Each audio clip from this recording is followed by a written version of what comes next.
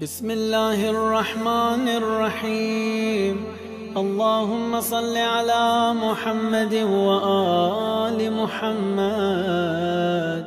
اور اب دو جملے آپ کی خدمت میں، روزانہ آپ ایک آیت سنتے رہے۔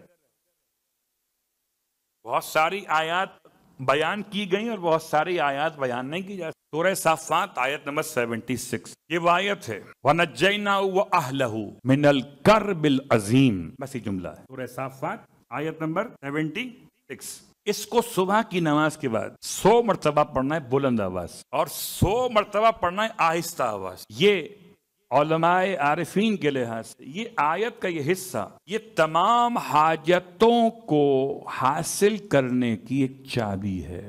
وَنَجَّيْنَاهُ وَأَهْلَهُ مِنَ الْكَرْبِ الْعَظِيمِ، ہم نے اسے اور اس کے گھر والوں کو ایک بہت بڑی مشکل سے نجات دے دی۔ اس کو صبح کی نماز کے بعد پڑھیں 100 مرتبہ بلند آواز، اور 100 مرتبہ پڑھیں آہستہ آواز۔ اللہ اکبر، معنی سمجھ کر خدا سے رجوع کرتے ہوئے کہ ہر کرب ہے، کرب عظیم نہیں ہے، اور خدا خدائے عظیم، اگر کوئی کرب عظیم بھی ہو تو خدا اس سے نجات دے سکتا۔ بس گفتگو تمام ہو رہی ہے، اور اس سے پہلے کہ میں ایک جملہ مصائب کا پڑھوں، آج جیسے کہ اناؤنس کیا جا چکا ہے کہ آج آپ کی خدمت میں دعائے ابو حمزہ صومالی۔ صومال کسے کہتے ہیں؟ صومال کہتے ہیں کسی ایسی جماعت کو جو کسی بڑی جماعت سے جدا ہو گئی ہو، یعنی کسی ایک ایسے گروہ کو جو کسی بڑی جماعت سے الگ ہو گیا، اس کو صومال کہتے ہیں۔ بہرحال یہ خاندان کا پس منظر ہے جناب ثابت بن دینار کے حوالے سے۔ ثابت بن دینار کا نام بھی یاد نہیں اور نہ صومال کا ترجمہ یاد، تب بھی کوئی فرق نہیں پڑا۔ یہ چوتھے امام کے بھی صحابی ہیں،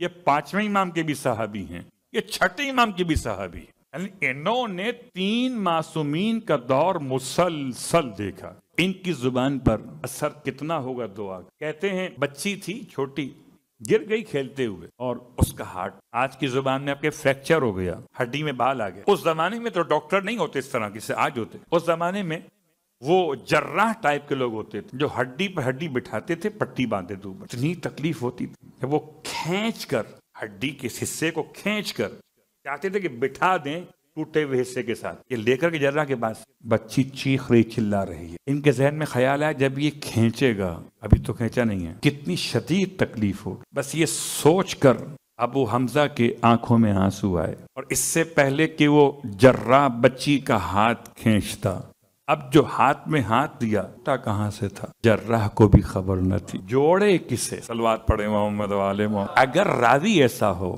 تو دعا کیسی ہوگی جو امام سے لی ہے۔ اس دعا کا نام دعائے سحر ہے، اور ماہ رمضان کی راتوں میں ہو سکتا ہے آپ میں سے کسی نے پڑھی ہو نہ پڑھی ہو، مگر آج کچھ اس کے الفاظ سنیں گے، کچھ پڑھیں گے، شاید کوئی کان تک بات پہنچ۔ بہت سارے اس کے فضائل ہیں۔ یہ سمجھیے کہ یہ دعا انسان کو مشکلات سے نکال آسانیوں میں لے جاتی، رزق بڑھاتی ہے، اولاد کو تابع دار بناتی ہے، آنکھوں کی روشنی بڑھاتی ہے، قوت سماعت میں اضافہ کرتی ہے، قوت گویائی میں توانائی دیتی ہے، قوت گرفت میں مضبوطی عطا کرتی، قوت رفتار میں ثبات قدم کا عنوان بخشتی ہے، دل کو مضبوط کرتی ہے، دماغ کو رفیع کرتی ہے۔ سب کچھ مسائل کا حل خدا سے تنہائی میں بات کرنے سے ملتا۔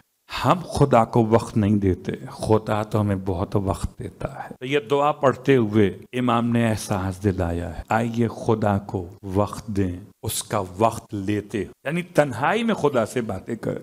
اسی کا نام ہے دعائے سحر، اور چونکہ اب یہ دعا پڑھی جائے گی اس کے بعد پھر آپ سے ملاقات اس فرش ادا کے عنوان سے نہ ہو سکے گی، تو لہٰذا رخصت کے عنوان سے 2 جملے آپ کی